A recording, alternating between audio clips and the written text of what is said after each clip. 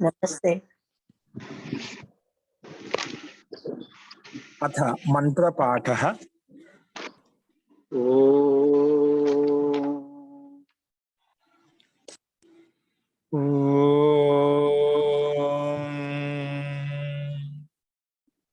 सहनाववतु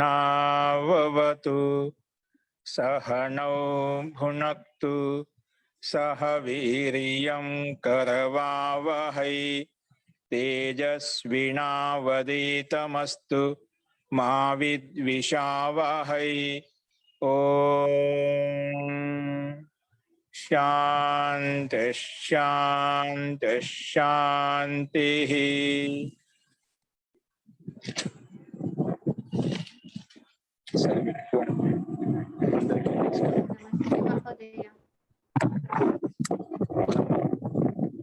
ప్రారంభిక రచనానువాద కౌముదిలో 9వ అభ్యాసం చదువుతున్నాం. ఆ 9వ అభ్యాసంలో మనము శబ్దకోశం నియమాలు చెప్పుకున్నాము. ఆ శబ్దకోశాన్ని నియమాలను ఉపయోగించి వాక్యాలు ఎలా ఉంటాయో ఈరోజు చెప్తాము. సో ఆ వాక్యాలు రాసుకోండి. ముందుగా సంస్కృత వాక్యాలు రాసుకోండి.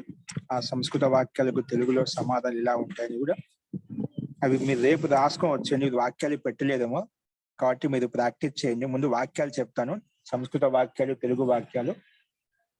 వాటిని మీరు మహోదయ ఉన్నాయి, పెట్టానండి, పెట్టండి. సార్ వాయిస్ రాలేదు సార్ నాకు. వస్తుంది చూడండి, ఇప్పుడు వస్తుంది.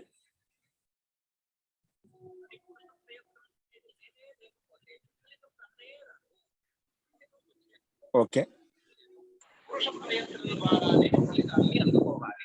రాసుకోండి.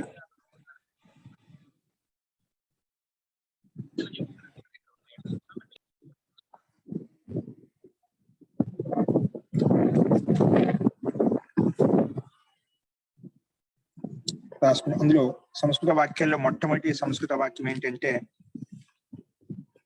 సహ పఠిష్యతి. సహ పఠిష్యతి. ఇక్కడ చూడండి, కనిపిస్తుంది, ఇది కనిపిస్తున్నాయి చూడండి. సహ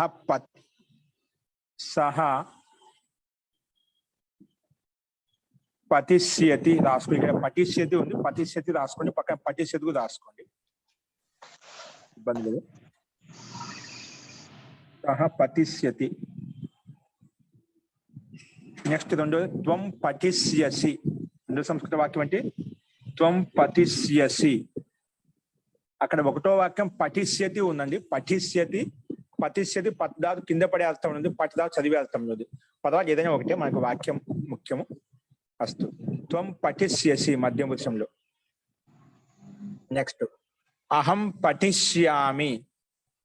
అహం పఠిష్యామి చూడు, వీటిని భవిష్యత్ కాలం రాయాలి. భవిష్యత్ కాలంలో అర్థం ఎలా ఉంటుందో చెప్పాను. అతడు ఉంటాడు, వాళ్ళిద్దరూ ఉంటారు, వాళ్ళందరూ ఉంటారు. అలాగా అతడు చదువుతాడు, వాళ్ళిద్దరూ చదువుతారు, వాళ్ళందరూ చదువుతారు. ఈ రకంగా ఉండాలి వాక్యము. అస్తు.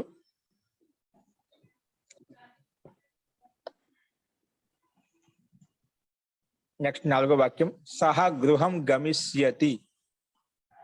సహ గృహం గమిష్యతి కామ పెట్టి అందులోనే హసిష్యతి కామ బాలకం రక్షిష్యతి. ఇక్కడ కాబెట్టుకోండి, బాలకం రక్షిష్యతి, ఇక్కడ కామ. బాలకం రక్షిష్యతి కామ వదిష్యతి. వదిష్యతి కామ అత్ర ఆగమిష్యతి. అత్ర ఆగమిష్యతి కామ కార్యం కరిష్యతి. కార్యం కరిష్యతి కామ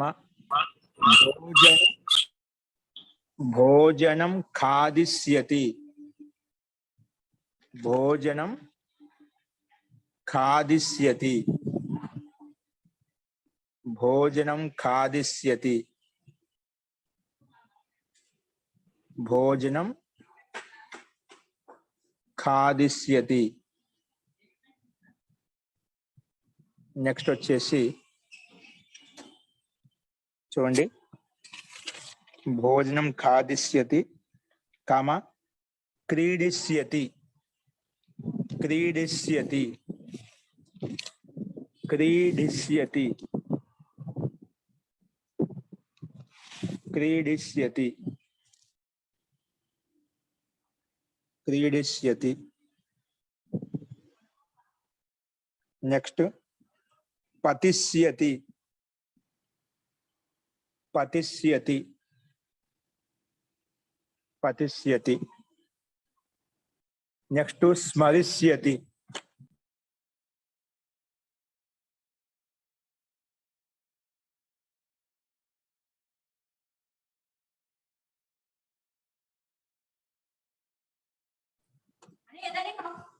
పతిష్యతి.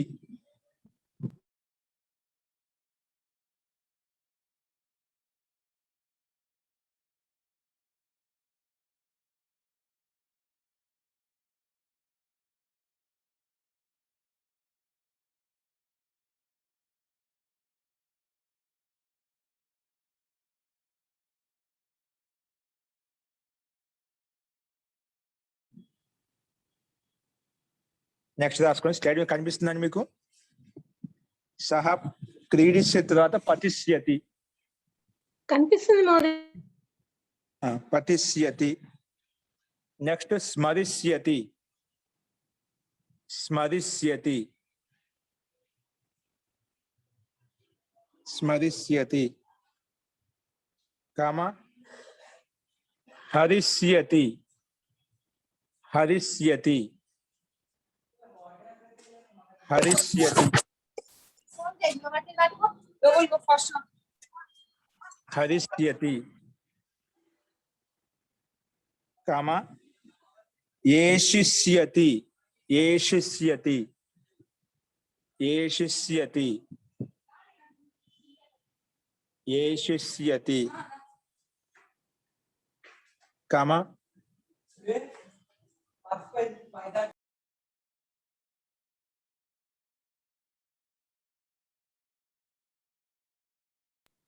లేఖిష్యతి. నెక్స్ట్ వాక్యం కాబట్టి లేఖిష్యతి, లేఖిష్యతి, లేఖిష్యతి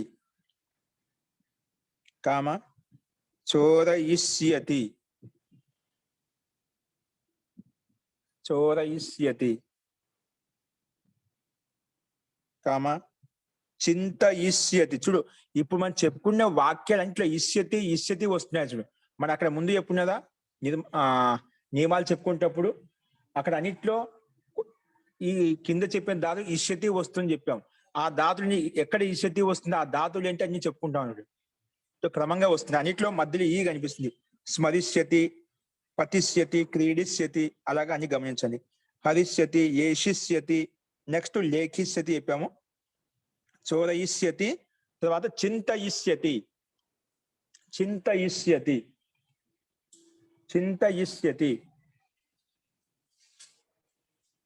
చింతయిష్యతి. నెక్స్ట్ వచ్చేసి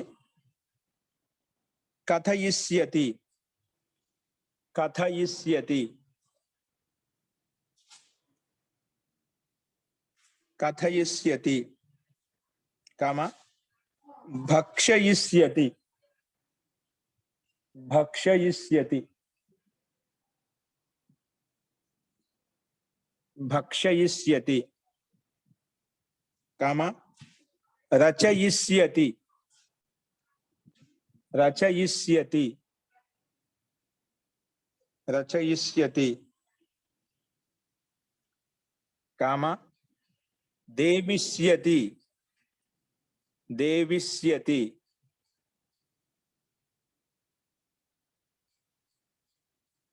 దేవిష్యతి కామ నర్తిష్యతి, నర్తిష్యతి. కనిపిస్తున్నాయండి, ఏది రాసుకుంటున్నారా? నర్తిష్యతి. మహోదయ కనిపిస్తున్నాయి మహోదయ. ఓకే అండి. నర్తిష్యతి కామ నశిష్యతి, నశిష్యతి నశిష్యతి కామ నశిష్యతి కామ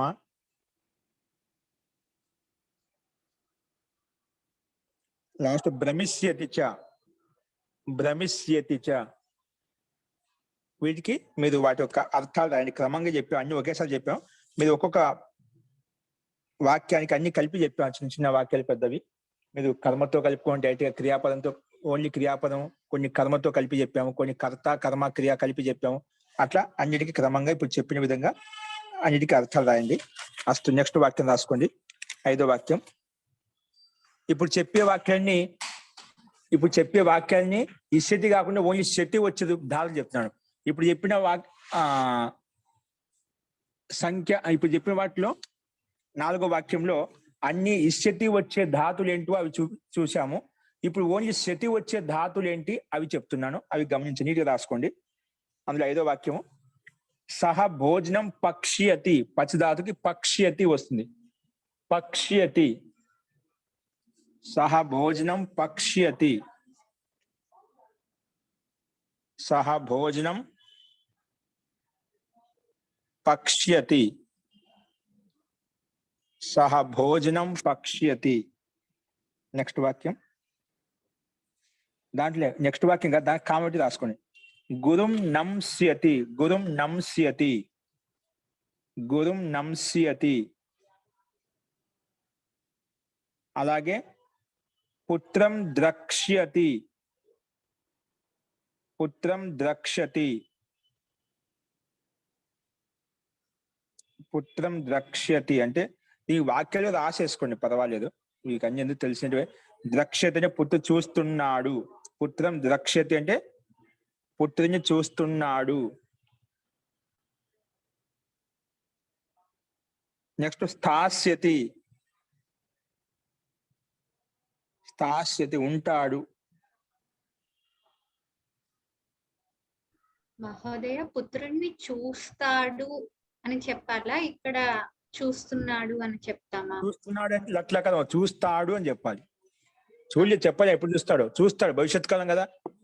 చూస్తున్నాడు అన్నప్పుడు వర్తమాన కాలం, చూడాలి అంటే లోట్ల కాలం, చూశాడు భూతకాలం, చూస్తాడు భవిష్యత్ కాలం.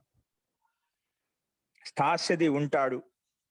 నెక్స్ట్ జలం పాస్యతి, జలం పాస్యతి నీరు త్రాగుతాడు.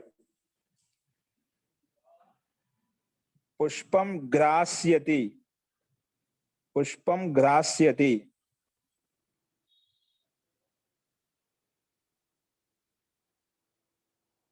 సో అన్నిట్లో శతిగా ఇక్కడ మధ్యలో ఎక్కడ ఈ కనిపించలేదు. ఇప్పుడు చెప్పిన వాక్యాల్లో మనకు క్రియాపదాల్లో ఎక్కడ కూడా మధ్యలో ఈ కనిపించలేదు, అన్ని శతి కనిపిస్తుంది అన్నమాట. పుష్పం గ్రాస్యతి అంటే పుష్పాన్ని వాసన చూస్తాడు, చూస్తున్నాడు, చూస్తాడు, ఎప్పుడు చూసి తెలియదు అన్న, పుష్పాన్ని వాసన చూస్తాడు. ఓకే. సత్స్యతి, సత్స్యతి కూర్చుంటాడు, సత్స్యతి కూర్చుంటాడు. శత్రుం జేస్యతి, శత్రుం జేస్యతి శత్రుని గెలుస్తాడు, శత్రుం జేస్యతి శత్రుని గెలుస్తాడు. శత్రుం జేస్యతి శత్రుని గెలుస్తాడు. నెక్స్ట్ పుస్తకం నేస్యతి, పుస్తకం నేస్యతి పుస్తకాన్ని తీసుకెళ్తాడు. కర్మక్రియ వచ్చింది. నేస్యతి కర్త ఏదో కొంటాడు. రామ పుస్తకం నేస్యతి, అది మనం సామాన్యంగా ఏదైనా కలుపుకోవచ్చు. పుస్తకం నేష్యతి అంటే పుస్తకం తీసుకెళ్తాడు. దుర్జనం తోత్స్యతి, దుర్జనం తోత్స్యతి. నీటి రాసుకుంటున్నారా?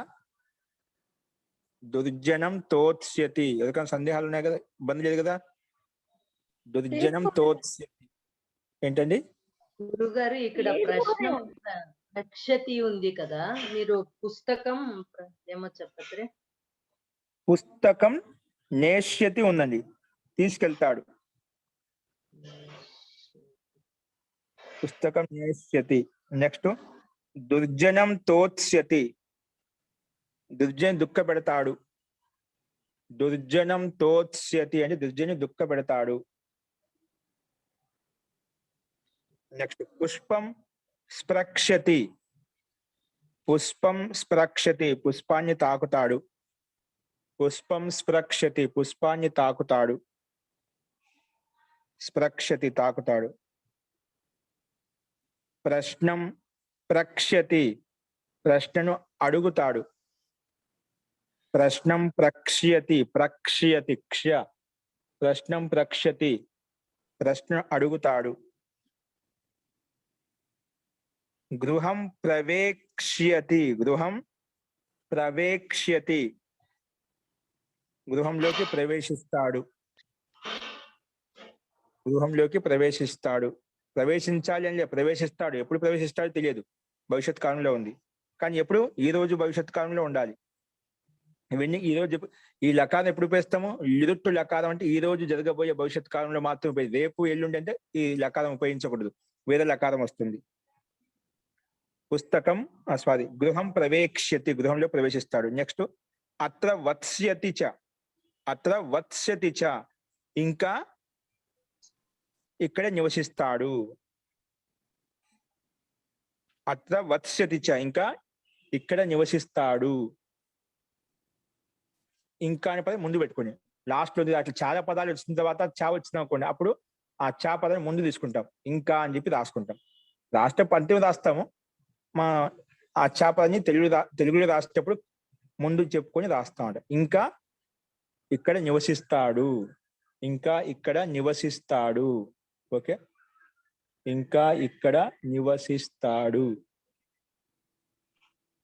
సో ఇవి మనకు సంస్కృత వాక్యాలు. సో వీటికి మీరు దాదాపుగా చెప్పాను కొన్ని ముందు కూడా, అదే విధంగా ఇప్పుడు చెప్పిన విధంగా ఏవైతే ముందు చెప్పాం వాటి ఇదే విధంగా ఆన్సర్స్ రాయండి. అస్తు, వీటికి ఆన్సర్ చెప్పుకుందాం. మరి మీరు రాసుకొని వస్తారా? ఓకే, మేము రాసుకొస్తాం మహోదయ, టైం ఇవ్వండి, రేపు చెప్పుకుందాం. ఓకే అండి. అయితే వాక్యాలు రాసుకోండి, తెలుగు వాక్యాలు రాసుకోండి. ఇప్పుడు తెలుగు వాక్యాలు రాసుకోండి. తెలుగు వాక్యాలను సంస్కృతంలో అనువదించండి. తెలుగు వాక్యాలను సంస్కృతంలో అనువదించండి. అస్తు. అతడు పుస్తకం చదువుతాడు. ఒకటో వాక్యం, అతడు పుస్తకం చదువుతాడు. రెండో వాక్యం, అతడు గ్రామానికి వెళ్ళుతాడు. అతడు గ్రామానికి వెళ్తే, ఇవన్నీ కాదండి. తెలుగు వాక్య సంస్కృతం అనువదించండి అని చెప్పి అందులో క, దీంట్లో 3 భాగాలు ఉంటాయి, క ఖ గ అని చెప్పి. ఓకేనా? 4 భాగాలు క ఖ గ ఘ. అస్తు. రెండో వాక్యం, అతడు గ్రామానికి వెళ్ళుతాడు. అతడు గ్రామానికి వెళ్ళుతాడు. అతడు గ్రామానికి వెళ్ళుతాడు. అతడు నవ్వుతాడు. అతడు నవ్వుతాడు. అతడు నవ్వుతాడు. అతడు బాలకుడిని రక్షిస్తాడు. అతడు బాలకుడిని రక్షిస్తాడు. అతడు బాలకుడిని రక్షిస్తాడు.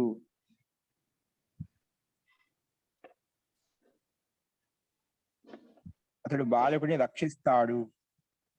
అతడు మాట్లాడుతాడు. అతడు మాట్లాడుతాడు.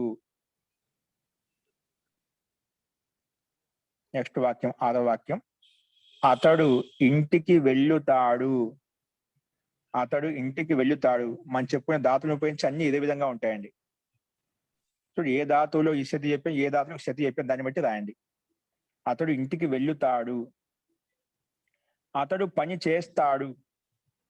అతడు పని చేస్తాడు. అతడు పని చేస్తాడు. అతడు పండు తింటాడు. అతడు పండు తింటాడు. అతడు పండు తింటాడు. అతడు పండు తింటాడు. అతడు ఆడుతాడు. అతడు ఆడుతాడు.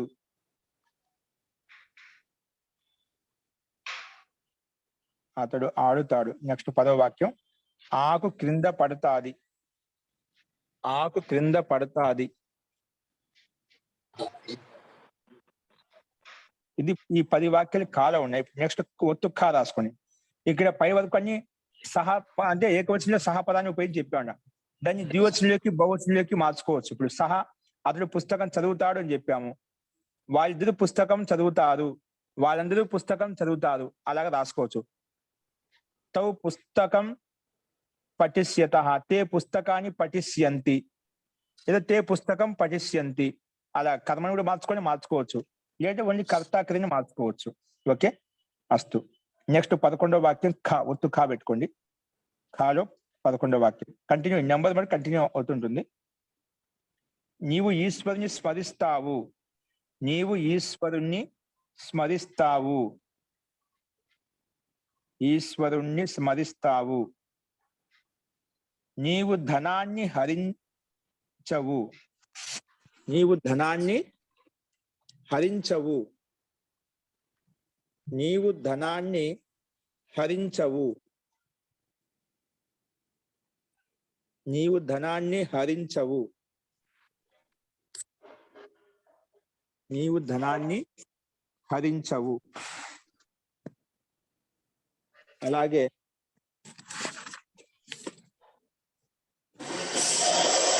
హరించవు లేదా దొంగలించవు రాసుకోవచ్చు. నీవు ధనాన్ని హరించవు లేదా దొంగలించవు, ఏదైనా ఒకటే. ఏంటండి వాక్యం, నీవు ఇష్టపడతావు. నీవు ఇష్టపడతావు. నీవు ఇష్టపడతావు. నీవు ఇష్టపడతావు. నీవు ఇష్టపడతావు. నెక్స్ట్ వాక్యం, నీవు పత్రం రాస్తావు. నీవు పత్రం రాస్తావు. నీవు పత్రం రాస్తావు. 15వ వాక్యం, వీటిని తెలుగులో రాసుకోండి, వీటికి సంస్కృతంలో రాయాలి మీరు. నీవు ఆలోచిస్తావు. ఒక్క నిమిషం. నీవు ధనాన్ని దొంగలించవు. నెక్స్ట్ వాక్యం 15వ వాక్యం, నీవు ధనాన్ని దొంగలించవు. నీవు ధనాన్ని దొంగలించవు. నీవు ధనాన్ని దొంగలించవు. చెప్పేశారు కదా మహోదయ. చెప్పేసామా? ఓకే అండి. నీవు ఆలోచిస్తావు. నీవు ఆలోచిస్తావు. 16వ వాక్యం, నీవు ఆలోచిస్తావు.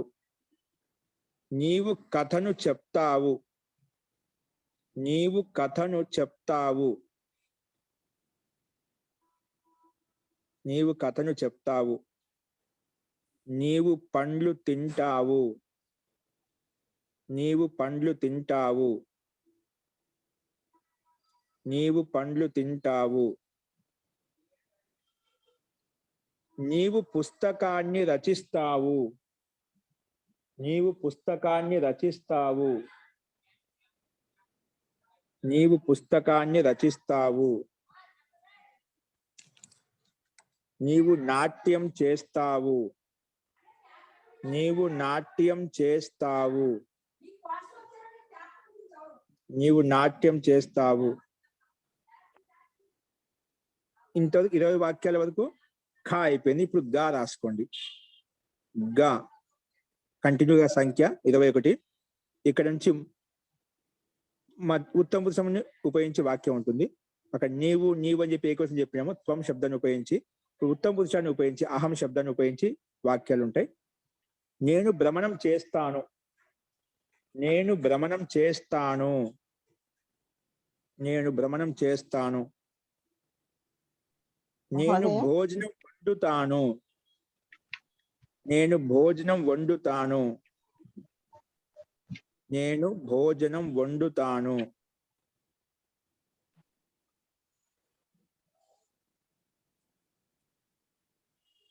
నేను భోజనం వండుతాను.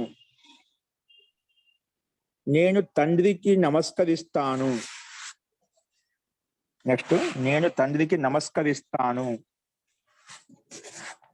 నేను తండ్రికి నమస్కరిస్తాను. నేను తండ్రికి నమస్కరిస్తాను.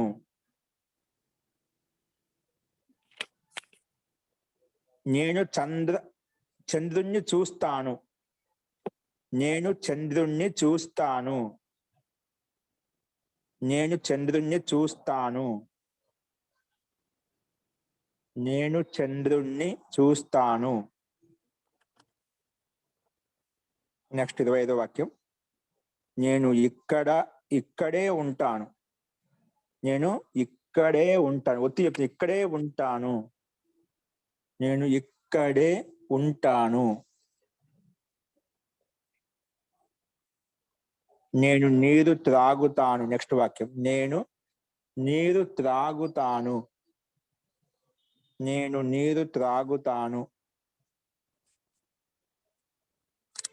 నేను శత్రువును గెలుస్తాను. నేను శత్రువును గెలుస్తాను. నేను శత్రువును గెలుస్తాను.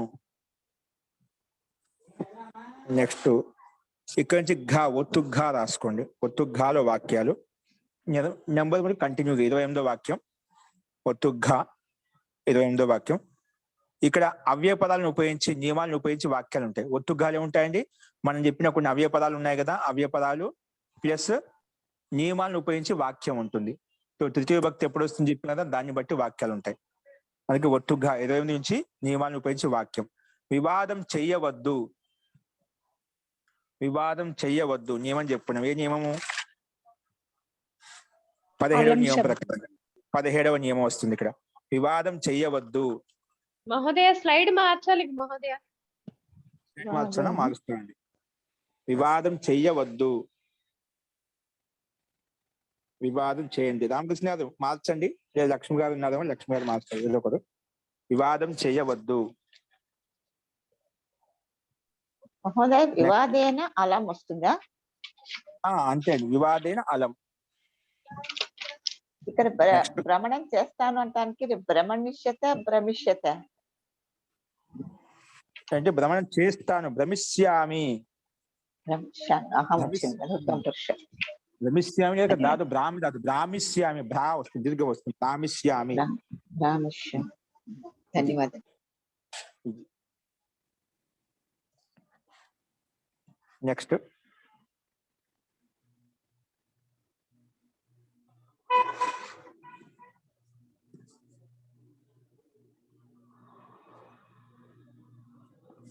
నెక్స్ట్, వాక్యం.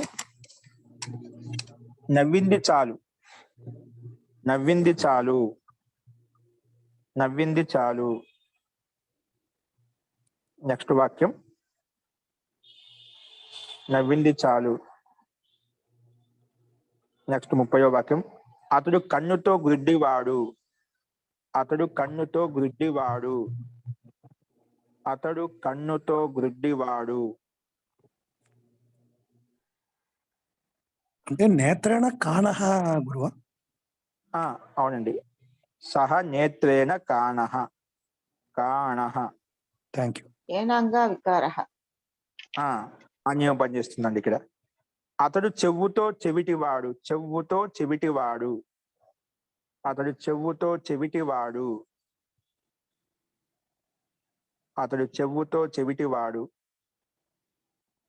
అతడు స్వాభావికంగానే సరళమైన వాడు. అతడు స్వాభావికంగానే సరళమైన వాడు. అతడు స్వాభావికంగానే సరళమైన వాడు. నెక్స్ట్ 30వ వాక్యం. అతడు సుఖపూర్వకంగా నివసిస్తున్నాడు. అతడు సుఖపూర్వకంగా నివసిస్తున్నాడు. ఇవన్నీ 19వ నియమం ప్రకారం అండి. 19వ నియమం ప్రకారంగా అతడు సుఖపూర్వకంగా నివసిస్తున్నాడు. అతడు సుఖపూర్వకంగా నివసిస్తున్నాడు. నెక్స్ట్, అతడు దుఃఖపూర్వకంగా జీవిస్తున్నాడు. 34వ వాక్యం.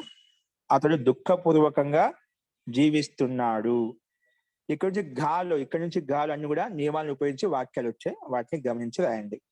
అస్తు. వీడికి తెలుగు వాక్యాలు చెప్పుకున్న వీడికి సంస్కృతిలో మీరు సమాధానం రాసుకొని వచ్చేయండి. నెక్స్ట్ రాసుకోండి అశుద్ధ వాక్యాలు. 4వ పాయింట్ కింద అశుద్ధ వాక్యాలు రాసుకోండి. అశుద్ధ వాక్యాన్ని, శుద్ధ వాక్యాన్ని. దాన్ని పక్కనే నియమం కూడా పెట్టుకొని, దాని పక్క నియమ సంఖ్య వేసేది వారు రామకృష్ణ గారు, పక్కన నియమాన్ని కూడా పెట్టుకోండి. నియమం అశుద్ధ వాక్యాన్ని, శుద్ధ వాక్యాన్ని, లేదా పక్కన శుద్ధ వాక్యాన్ని పూర్తి పెట్టండి, లేదా అశుద్ధ వాక్యం పెట్టండి, లేదా అశుద్ధ వాక్యాన్ని లేదా శుద్ధ వాక్యాన్ని. ఇక్కడ శుద్ధ వాక్యాన్ని రాయండి. అందులో ఒకటోది అశుద్ధ వాక్యం అలం వివాదస్య. అలం శబ్దం ఎప్పుడు వచ్చిన ఏమొస్తుంది? అలం శబ్దం తృతీయ విభక్తి వస్తుంది చెప్పుకున్నాం. అలం శబ్దంతో ఏం వచ్చారు? షష్ఠి విభక్తి పెట్టారు, కాదు తప్పు. అలం వివాదేన శుద్ధ వాక్యం. ఏ నియమం ప్రకారంగా? పక్కన నియమ సంఖ్య 17 అని అర్థం. అది నియమ సంఖ్య అండి. 17 నియమ ప్రకారంగా ఇది వచ్చిందని చెప్పి అర్థం చేసుకోవాలి. నెక్స్ట్ కర్ణస్య బదిరహ. ఇక్కడ కర్ణస్య బదిరహ, కర్ణేన బదిరహ. ఇది కూడా 17 నియమం ప్రకారంగా, ఏనాంగ వికార ప్రకారంగా. ఇది 18 నియమం అండి. ఏంటి? 17 కాదు, ఏనాంగ వికార నియమం 18 నియమం. కానీ 18 సంఖ్య మార్చండి. ఇక్కడ 17 కాదు, 18 నియమం. ఏ అంగంలో లోపించిందో అలం 18 నియమం. 17. అలం వివాద 17వ నియమం. కర్ణేన బదిరహ 18. 18 నియమం. ఓకే, సంఖ్య బై మిస్టేక్ పడింది, 18 రాసుకోండి. ఓకేనా? ఓకే. ఇవి నెక్స్ట్ అభ్యాసం చేయమని చెప్పాను. అభ్యాసం చేయాలి. అక్కడ క ఖ గాలను వాక్యాలు మనం చెప్పిన పైన తెలుగు వాక్యాలు క్రమంగా క ఖ గ ఘ అని చెప్పి, అందులో ఏకవచనంలో, ద్వివచనంలో, ఏకవచనంలో ఉన్నాయన్ని. అంటే ప్రథమ పురుషం, మధ్యం పురుషం, ఉత్తమ పురుషంలో ఏకవచనంలో ఉన్నాయి. మీరు ద్వివచనంలో, బహువచనంలోకి మార్చుకుంటే కొంచెం ప్రాక్టీస్ అయిపోతుంది. అవి మీరే మార్చుకోండి. సో అదేవిధంగా ఇక్కడ గృహ శబ్దం కాదు, ఇక్కడ గృహ శబ్దం ఇచ్చారా? గురు శబ్దం. గృహ శబ్దం కాదు, గురు శబ్దం. ఇది కొంచెం మార్చుకోండి. ఇది గురు శబ్దం అని నేను చెప్పాను మీకు, అది రాసుకునేది గురు శబ్దము. గురు, శిశు, భాను, శత్రు, వాయు, ఈ శబ్దాలన్నిటికీ గురు శబ్దానికి సమానంగా రూపాలు రాయమని చెప్పాను. కాబట్టి ఇవి రూపాలని ఒకటి చెప్పాము. గురు శబ్దానికి రూపాలు ఎలా ఉంటాయో వాటిని బట్టి మిగతా అన్ని రూపాలు కూడా మీరు ప్రాక్టీస్ చేసుకోండి. నెక్స్ట్ భూ, పట్, గమ్, వద్, కృ, ఖాద్, హురు, లిఖ్, దృశ్, స్థా, పా, జి ఈ ధాతులకు లిట్ లకారంలో భూధాతుకు సమానంగా రూపాలు రాయమని చెప్పాను. ఇప్పుడు మనం ఒక భవిష్యత్తు రాశాను, దాన్ని బట్టే ఇక్కడ ఇచ్చిన ధాతులన్నిటి కూడా కొన్నిటికి ఇష్యతి వస్తుంది, కొన్నిటికి శతి వస్తుంది. మనం పైన చెప్పుకున్నాం ఎక్కడ ఏ ధాతుకు ఇష్యతి వస్తుంది, ఏ ధాతుకి శతి వస్తుంది, దాన్ని బేస్ చేసుకొని మొత్తం ప్రథమ పురుషంలో, మధ్యం పురుషంలో, ఉత్తమ పురుషంలో 9 రూపాయలు మీరు ప్రాక్టీస్ చేసి రాయండి. ఓకే, ఎవరికైనా సందేహం ఉంటే రేపు అడగండి. అస్తు. ఈ రకంగా అభ్యాసం 9లో చేంజ్ చేస్తే రాసుకుంటాం. దీంట్లో స్లైడ్ మార్చండి. స్లైడ్ దీంట్లో ఏం లేవండి. అది ముందు నేను చెప్పుకున్నాను, ఈ సంస్కృత వాక్యాలు చెప్పుకున్నాము. జస్ట్ ఎవరికైనా లేకుంటే మారుస్తారు, అది మీకు గ్రూపులు పెడతారు. రామకృష్ణ గారు కానీ, లక్ష్మి గారు కానీ, మీరు వాళ్ళని కాంటాక్ట్ చేస్తూ గ్రూపులో వచ్చేస్తున్నాయి, ఎప్పటికప్పుడు పంపిస్తున్నారు.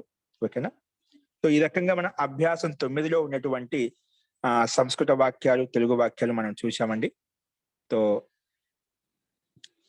ఇప్పుడు చెప్పారా మహోదయ? గృహం ఉన్నాయి కదా, శిశు, భాను, శత్రు, వాయు, ఇది చెప్పారా? అవి చెప్పాను, నేను చెప్పాను కదా నిన్న.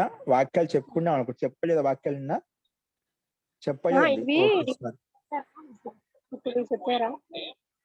ఇక్కడ చూసుకోండి, కనిపిస్తున్నాయి చూడండి. గృహ శబ్ద స్థానం గురు శబ్దం పెట్టుకోండి, రాసుకోండి. నేను చెప్పలేదు, నేను చెప్పినా అనుకుంటున్నాను. గృహ ఉందిగా, గురు శబ్దం పెట్టుకోండి. అంటే ఇవన్నీ ఉకారం శబ్దాలు అంట.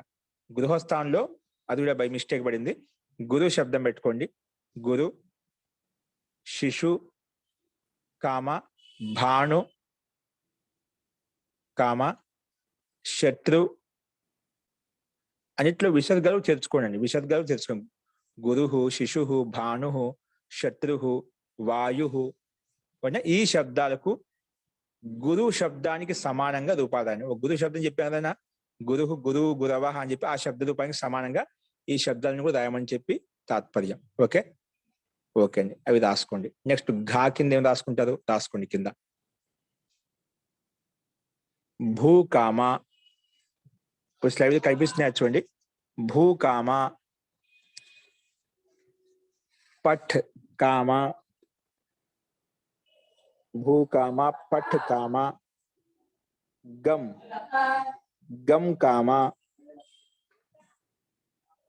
వద్ కామ, వద్, క్రూ కామ, క్రూ, ఖాద్ కామ, ఖాద్ ధాతు తినే అర్థంలో ఖాద్. నెక్స్ట్ హురు కామ, హురు ధాతు హురు. నెక్స్ట్ లిఖ్ ధాతు లిఖ్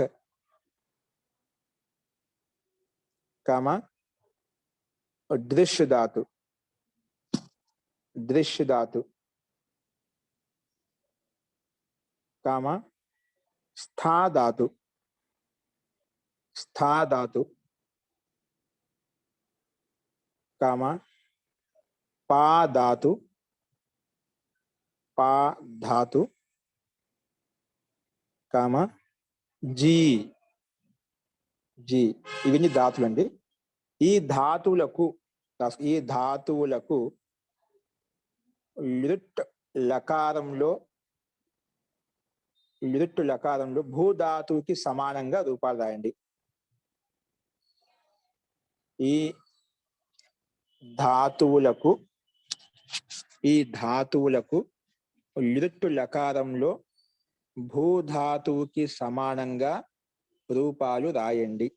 ఓకేనా? అంటే భవిష్యత్తు, భూధాతుకి ఏం చెప్పాం? భవిష్యతి, భవిష్యత, భవిష్యంతి చెప్పారా? అలాగే భూకి భవిష్యతి, పటికి పటిష్యతి, గమ్కి గమిష్యతి, వధుకు వధిష్యతి. అలా మొత్తం దాన్ని బేస్ చేసుకుని ఏకవచనంలో, ద్వివచనంలో, బహువచనంలో, అలాగే మధ్యం పురుషుడు, ఉత్తమ పురుషుడు కూడా భవిష్యత్తుకి సమానంగా ఇక్కడ కూడా మీరు ప్రాక్టీస్ చేయండి, రాసుకోండి కూడా ఖచ్చితంగా. అప్పుడే మనకు ప్రాక్టీస్ అవుతుంది. దీని యొక్క ఉపయోగిత పూర్తిగా సార్థకం చేసుకోగలుగుతాం. ఇక్కడ ఏవైతే అభ్యాసం చేసుకోవడానికి ఇస్తున్నా ఖచ్చితంగా ప్రాక్టీస్ చేసుకుంటే మనకు ఈ పుస్తకం అయిపోయే లోపల మీకు అనర్గళంగా పుస్తకం చదవడమైనా రాయడమైనా మీకు ఒక అవగాహన వచ్చేస్తుంది, మీకు ఒక నమ్మకం, మీకు ఒక విశ్వాసం. సంస్కృతం కఠినం కాదు అనే విశ్వాసం మీకు పూర్తిగా కలుగుతుంది అన్నమాట. అంటే సరళంగా మీ ఎటువంటి పుస్తకం, ఇప్పుడు చాలా మంది సంస్కృత భారతి వాళ్ళు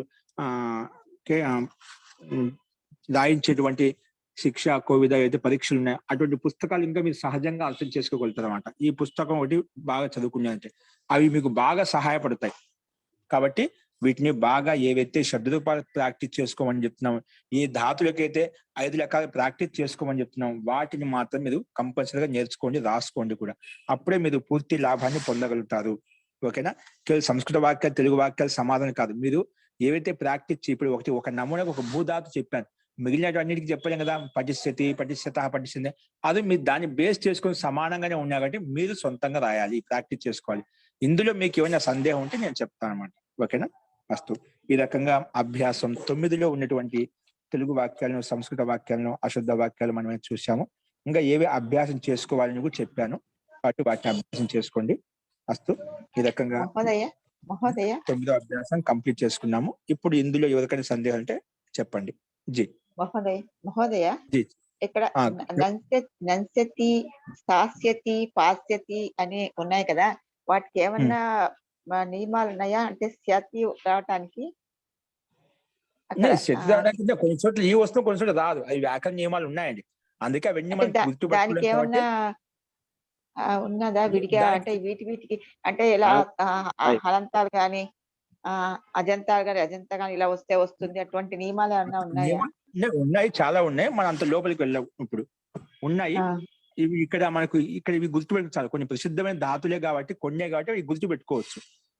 ఉన్నాయి నియమాలు, చాలా ఉన్నాయి, చెప్పుకోవచ్చు అట్లా స్థూలంగా. అవి ఎక్కువ బాగా బరువు అవుతుంది, కన్ఫ్యూజ్ అవుతుంది. కాబట్టి ఈ పుస్తకంలో కేవలం కొన్ని ధాతులు కాబట్టి వాటిని గుర్తుపెట్టుకుని చాలు. కొన్ని ధాతులు చదువుకోవాలి, గుర్తుపెట్టుకు చాలు. మన 2వ పుస్తకం చదువుకున్నప్పుడు అక్కడ క్లారిటీ చెప్పాము. అలాగే 3వ పుస్తకం నెక్స్ట్ చెప్పుకుంటాం, ప్రౌఢ దర్శనం వరకు. అక్కడ ఇంకా విస్తృతంగా వస్తాయి మీరు చెప్పినట్టుగా.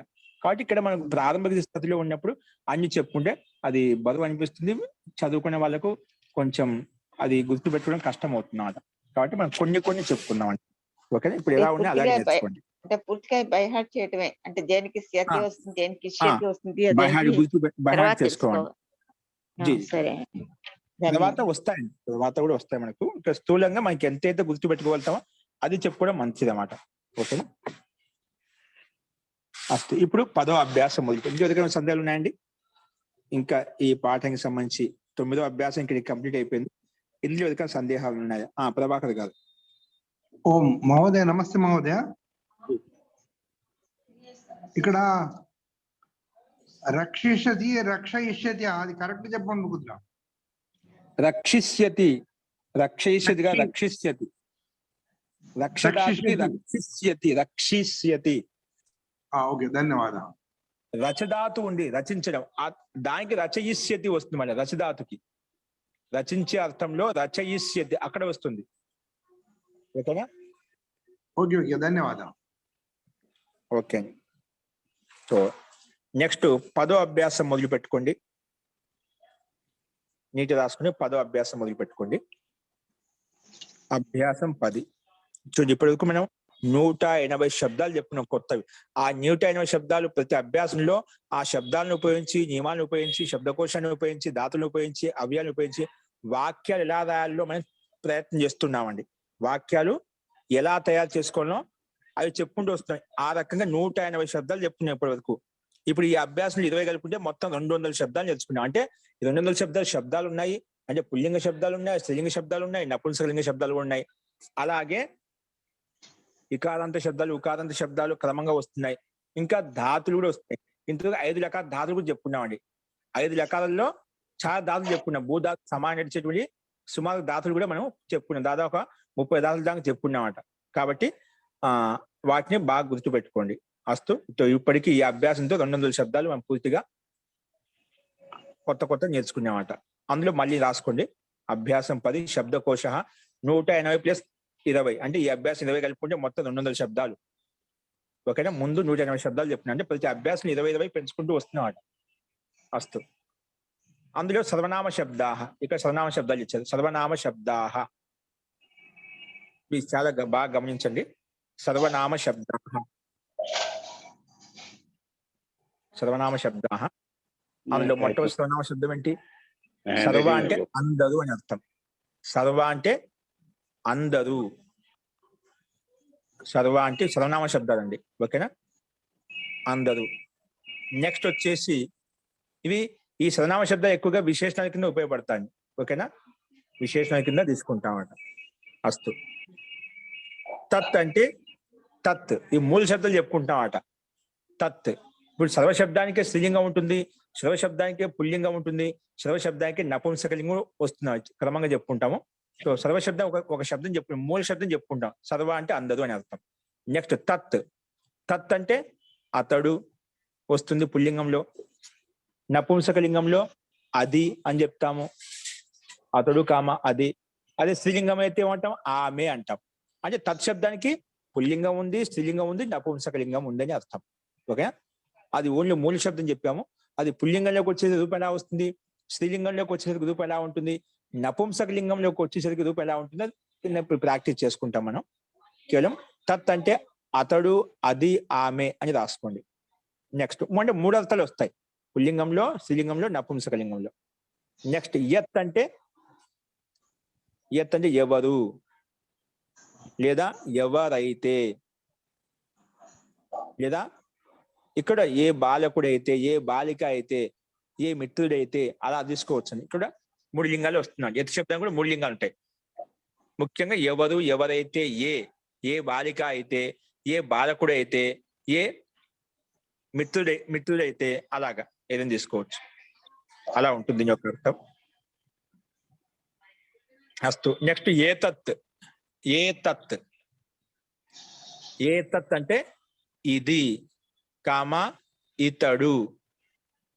ఇది నపుంసకలింగంలో, ఇది లేదా ఇతడు పుల్లింగంలో. స్త్రీలింగంలో అయితే ఈమె అంటాం. ఓకేనా? సో దగ్గర ఉండే వాళ్ళని చెప్పేటప్పుడు ఏతత్ని ఉపయోగిస్తాము, దూరంగా ఉండే వాళ్ళని చెప్పేటప్పుడు తత్ శబ్దాన్ని ఉపయోగిస్తాం. తత్ అనే సర్వనామ శబ్దం. రెండు గుర్తించండి. ఏం చెప్పాను? తత్ అనే సర్వనామ శబ్దము అతడు, అది లేదా ఆమె అంటే కొంచెం దూరంగా ఉన్నప్పుడు అట్లా చెప్తా. అతడు, ఆమె, అదని చెప్పి. అది దగ్గర ఉన్న కొన్ని ఇతడు, ఈమె, ఇది అంటాం. దీన్ని బట్టి మనకు తెలిసిపోతుంది ఏ తత్ శబ్దము దగ్గరగా ఉన్నప్పుడు ఉపయోగిస్తామో తత్ శబ్దము దూరంగా ఉండేటప్పుడు ఉపయోగిస్తామని చెప్పి. Okay, next Kim. కిమ్ అంటే ఎవరు లేదా ఏ. కిమ్ అంటే ఎవరు లేదా ఏ అంటే ఇక్కడ కూడా ఏ బాలకుడైతే, ఏ బాలిక అయితే, ఏ మిత్రుడైతే. ఇక్కడ 3 లింగాలు ఉంటాయి. ఈ 5 సర్వనామ శబ్దాలు చెప్పుకున్నాము. సర్వ శబ్దానికి 3 లింగాలు ఉన్నాయి, తత్ శబ్దానికి 3 లింగాలు ఉన్నాయి, యత శబ్దానికి కూడా 3 లింగాలు ఉన్నాయి, ఏ తత్ శబ్దానికి కూడా 3 లింగాలు ఉన్నాయి, కిమ్ శబ్దానికి కూడా 3 లింగాలు ఉన్నాయి. ఓకేనా, ఇక్కడ 3 లింగాల్లో మనము ఈ అభ్యాసంలో ఓన్లీ పుల్లింగ శబ్దాలు ఎలా ఉంటాయి, ఈ శబ్దాలకు సర్వ శబ్దానికి పుల్లింగ రూపం ఏ విధంగా ఉంటుంది 7 విభక్తుల్లో. అదే తత్ శబ్దానికి 7 విభక్తుల్లో రూపం ఎలా ఉంటుంది. అదేవిధంగా యత్ శబ్దానికి 7 విభక్తుల్లో, అంటే ఓన్లీ పుల్లింగాలే అండి అన్నిటికీ. స్త్రీలింగాలే నెక్స్ట్ అభ్యాసం చూద్దాం, నపుంసక లింగాలు తర్వాత అభ్యాసం చూస్తాం అన్నమాట. ఇక్కడ 3 లింగాల్లో ఈ అభ్యాసాలు మాత్రం ఈ సర్వనామ శబ్దాలకు పుల్లింగ రూపాలు ఎలా ఉంటాయి అన్నిటికీ ఓన్లీ పుల్లింగాలు చూస్తాం. సర్వ, తత్, యత్, ఏ తత్, కిమ్, ఈ 5 సర్వనామ శబ్దాలకు అన్నిటికీ పుల్లింగంలో 7 విభక్తులు ఎలా ఉంటాయి అనేది మనం ఇక్కడ ప్రాక్టీస్ చేస్తాం. ఓకే, అస్తు. ఇప్పుడు నెక్స్ట్ శబ్దాహ, సర్వనామ శబ్దాలు చెప్పుకున్నాము. ఇప్పుడు శబ్దాలు రాసుకుని శబ్దాహ శబ్దాలు. బ్రాహ్మణ అంటే బ్రాహ్మణుడు, బ్రాహ్మణ బ్రాహ్మణుడు, క్షత్రియ క్షత్రియుడు, క్షత్రియ క్షత్రియుడు, వైశ్య వైశ్యుడు, వైశ్యుడు, వైపిన వా కింద అది కింద ఐకారం రాలండి రాసుకున్నాడు, వైశ్యుడు. శూద్ర శూద్రుడు. ఒక్కోసారి దీంట్లో రాయడంలో కొన్ని బై మిస్టేక్స్ ఉంటాయి, మీరు దీంట్లో ఉన్నట్టు రాసుకోవద్దు. ఎప్పుడైనా చెప్తూ ఉంటాను, కనిపిస్తే సరి చేస్తూ ఉంటాం అవి. అట్లా మీకు కూడా అందరూ తెలిసిన వాళ్ళే కాబట్టి ఎక్కడైనా మీకుంటే అది బై మిస్టేక్ ఉంటే మీరు కరెక్షన్ చేసుకోండి. ఒక్కోసారి బై మిస్టేక్ నాతో తప్పులు జరుగుతుంటాయి, బై మిస్టేక్ చెప్తూ ఉంటాను అనమాట. అట్లా మీకు ఎక్కడ సందేహం ఉన్నా, తప్పులు కనిపించినా మీరు వెంటనే అడగచ్చు, తప్పు లేదండి. ఓకేనా, నాకు కూడా చెప్పొచ్చు మహోదయ ఇది ఇక్కడ కదా ఇలా కదా అని చెప్పి. ఓకేనా, దాంట్లో సంకోచపడేది తప్పేం లేదు కదా మహోదయ. వైశ్యుడు వేష్యుడే అయిపోతుంది, వై కింద 5 రావాలి కదా, 5 రావాలి కదా. తెలుగు వాక్యం. ఓకే, వైశ్యుడు. ఓకేనా, నెక్స్ట్ శూద్ర అంటే శూద్రుడు, శూద్ర అంటే శూద్రుడు. నెక్స్ట్ వర్ణ అంటే వర్ణములు. అవి అది బ్రాహ్మణ వర్ణం కావచ్చు, క్షత్రియ వర్ణం కావచ్చు, వైశ్య వర్ణం కావచ్చు, శూద్ర వర్ణం కావచ్చు. వీటి కూడా వర్ణాలు అంటామండి. 4 వర్ణాలు అంటే బ్రాహ్మణులు, క్షత్రియులు, వైశ్యులు, శూద్రులు కూడా వర్ణాల కింద చెప్పుకోవచ్చు. సామాన్య రంగులు ఉంటాయి కదా, ఇది ఎరుపు వర్ణం అండి, ఇది తెలుపు వర్ణము, ఇది ఆకుపచ్చ వర్ణము. అట్లా ఆ రంగుల్లో కూడా తీసుకుంటామండి సందర్భాన్ని బట్టి. అందుకే 4 వర్ణాలు లేదా రంగులు అని చెప్పాను. వర్ణ అంటే సందర్భాన్ని బట్టి రంగులు తీసుకోవాలన్నా, లేదంటే బ్రాహ్మణ వర్ణమా, క్షత్రియ వర్ణం, అది కూడా తీసుకోవచ్చు. ఓకే, నెక్స్ట్ పాఠ పాఠము, పాఠ పాఠము. వర్ణం అంటే లెటర్ కూడా అవ్వచ్చా? ఏంటండి వర్ణం అంటే ఆల్ఫాబెట్?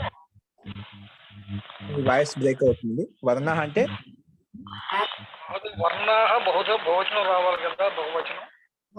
బహుశా సామాన్యం చెప్పామండి ఇక్కడ మీకు చెప్పడం కోసం. అన్ని ఏకొచ్చిన ఇచ్చాము ఇక్కడ. ఓకేనా, సో వర్ణ రాసుకోవచ్చు. మనకి శబ్దకోశం చెప్పుకున్నాం సామాన్యంగా. వర్ణము ఓకే, సామాన్యంగా రాస్తాము, అది మీరు అలాగే తీసుకున్నాం. పాఠ పాఠము.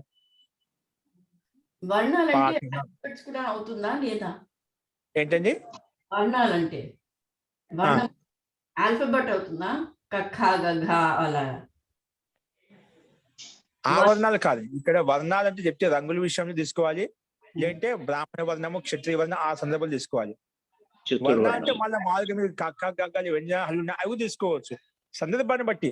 ఇప్పుడు వర్ణాలు వర్ణమాలని చెప్పిన ప్రారంభంలో అది కూడా తీసుకోవాలి, అదే సందర్భాన్ని బట్టి. సందర్భాన్ని బట్టి వర్ణమాలని చెప్పి తెచ్చా, అక్కడ వర్ణమాల అంటే అక్కడ తాత్పర్యం అది వస్తుంది. అతి వ్యంజనాలు వర్ణమాలని చెప్పి చెప్పుకుంటాం. ఓకేనా, సో ఒక శబ్దానికి ఈ సందర్భంలో ఒక అర్థం చెప్పుకున్నామండి. ఒకే శబ్దానికి అనేక అర్థాలు వస్తాయి, అనేక అర్థాలు ఒకే శబ్దంలో ఉంటాయన్నమాట. సో ఒక్కోసారి ఒక్కొక్క అర్థాన్ని ఇస్తుంది శబ్దం కూడా. కాబట్టి అనేకార్థ దాతవ అనేకార్థ శబ్ద, శబ్దాలు కూడా దాతులు అనేకార్థంగా ఉంటాయన్నమాట. అస్తు. పాఠ పాఠము, లేఖ లేఖనం, ఏదైనా ఒక రాసిన లేఖనం ఉంటుంది కదా మంది, ఏదైనా ఒక పత్రం రాసాము, ఒక చిట్టి రాసాము, ఒక లేఖనం రాసాము, ఎవరికైనా అది ఏదైనా కావచ్చు. లేఖ అంటే లేఖనం. నెక్స్ట్ మోదకం అంటే లడ్డు, మోదకం అంటే లడ్డు. ఓకే. నెక్స్ట్ ధాతు రాసుకోండి. ధాతువులు, ధాతువులు ధాతవః. మహోదయ ఇక్కడ దుగ్ధం ఉంది. మోదకం కింద పోతుంది. దుగ్ధము ఉంటుంది, రాసుకోండి. దుగ్ధం రాసుకోండి. మోదకం తర్వాత లడ్డు, దుగ్ధం పాలు, అది కూడా రాసుకోండి. దుగ్ధం పాలు. ఓకే అండి. నెక్స్ట్ ధాతవః. ధాతవః ధాతువులు. అస్ధాతు, ఉంది లేదా ఉన్నాడు, ముందుకు చెప్పుకున్నాము. దీని రూపం వచ్చి అస్థి స్థః సంతి, అసి స్థః స్థః ముందుకు చెప్పుకున్నాం, అలాగే రాసుకోండి. దీనికి గ్రూపులు పెడితే అస్ధాతుకు మొత్తం 5 లెక్క రాసుకోండి. 5 లెక్క ఎలా వస్తాయో అది కంపల్సరీ రాసుకోవాలి. ఇక్కడ ఏ ధాతులు వస్తున్నప్పటి నుంచి ఇక్కడ నుంచి ఈ అభ్యాసం నుంచి ప్రతి ధాతుకు 5 లెక్కలు రాసుకుంటూ ఉండాలి. నిజంగా సంస్కృతం మీ 30 రోజులు, ఈ 30 అభ్యాసం లోపల అయిపోయే సంస్కృతం మీకు మాట్లాడడం రావాలి, రాయడం రావాలి. ఏ విభక్తి, ఈ కారకంలో ఏ విభక్తి, ఈ విభక్తి ఎందుకు, ఈ క్రియాపదం ఎందుకు, ఈ వచనం ఎందుకు తెలియాలి అంటే మీరు ఈ ధాతులు కంపల్సరీగా ఇక్కడ నుంచి 5 లెక్కలు, ఏ ధాతు వచ్చినా అది 5 లెక్కలు నేర్చుకోవాలి. ఓకేనా? మీకు ఏది రాకపోయినా నాకు చెప్పండి, నేను చెప్తాను. అస్తు. అన్ని గ్రూపులు ఉన్నాయండి, అది పంపిస్తారు మీకు ఎప్పుడెప్పుడు. ఆ లక్ష్మి గారు పంపిస్తారు చూడండి. అస్తు. అస్ ఉంది లేదా ఉన్నాడు. నెక్స్ట్ దా ధాతు. దా అంటే ఇవ్వడం అండి. దానికి దాకి ఎచ్ అయిపోతుంది. దా ధాతుకి ఎచ్ వస్తుంది ఆ స్థానంలో, దాని స్థానంలో ఎచ్ వస్తుంది అన్నమాట. ఏమొస్తుంది? దా బ్రాకెట్ రాసుకుని ఎచ్, దా స్థానంలో ఎచ్ వస్తుంది అన్నమాట. దాని మీనింగ్ అంటే ఇవ్వడం, ఇవ్వడం. దాన్ని ఎలా రాస్తుంది? రూపం యచ్చతి, యచ్చతః, యచ్చంతి, భవతి, భవతి, భవతి, భవతః, భవంతికి సమానంగా నడుస్తుందండి. ఓకేనా? యచ్చతి, యచ్చతః, యచ్చంతి. నెక్స్ట్ ధావ్ ధాతు. ధావ్ అంటే పరుగెత్తడం, పరుగెత్తడం. ఓకే. అంటే ధావతి అలా వస్తుంది, పరిగెత్తడం, ధావతి. నెక్స్ట్ చల్ ధాతు. చల్ ధాతు నడవటం. చల్ ధాతుకు అర్థం అంటే నడవటం. రూపం వచ్చి చలతి, చలతః, చలంతి అలా వస్తుంది. అట్లా ఈ ధాతుల కంటికి 5 లెక్కలు నేర్చుకోవాలి, 5 లెక్కలు రాసుకోవాలి కూడా. ఏం లేదు, ఒకటి నేర్చుకుని దాన్ని బట్టి అన్ని సొంతంగా రాయొచ్చు, పెద్ద కష్టం ఉండదు. మీకు ఎక్కడ ఏ ధాతు లింగ లెక్కలు ఎలా వస్తుంది, లింగ లెక్కలు ఎలా సందేహం వచ్చింది అని అడగండి. ఓకేనా? అన్ని వస్తాయి, కానీ రాయడం మొదలు పెడితే మీకు తెలుస్తాయి. సందేహం ఎక్కడ ఉంది, నాకు ఎక్కడ రాయలేకపోతున్నాను, ఎక్కడ నేను చెప్పలేకపోతున్నా మీకు తెలుస్తున్నాను. కాబట్టి ఆ విధంగా ప్రాక్టీస్ చేసుకోండి. అందరికీ వస్తుంది. చెప్తేదా మీకు మీ పరీక్ష, సంస్కృత భారతి వాళ్ళ పరీక్షలు ఏవైతే ఇస్తున్నారో అవన్నీ మీకు సులభం అయిపోతాయి. సహజంగా నేర్చుకో. అటువంటి పరీక్షలు వాళ్ళు ఇచ్చినవి గీతా సోపానం కావచ్చు, ఇంకేమైనా కావచ్చు, అన్ని బాగా అర్థం చేసుకోవచ్చు. ఓకే. అక్కడ విశిష్టమైన లాభాన్ని పొందాలి అంటే ఇది బాగా నేర్చుకోవాలి మీరు. ఓకే. అస్తు. చల్ ధాతు నడవటం, చలతి. నెక్స్ట్ రుచు ధాతు. రుచి అంటే చాలా ఇష్టం, చాలా ఇష్టం. ఇది ఒకటి భిన్నంగా నడుస్తుంది. రోచతే ఆత్మీయపదంలో ఇది కేవలం ఒకటే గుర్తుపెట్టుకొని, ఇది భౌతిక సమానం నడవదు. ఆత్మనేపథ ధాతులు వస్తాయి, అక్కడ చెప్పుకుందాం. కానీ నోట్స్ మీకు పెడితే రాసుకోండి, ఇబ్బంది లేదు. రోచతే అని వస్తుంది, ఒక్క రూపం నేర్చుకోండి. ఇప్పుడు ప్రస్తుతానికి రుచతే చాలా ఇష్టం, ఇది ఆత్మనేపథ ధాతు.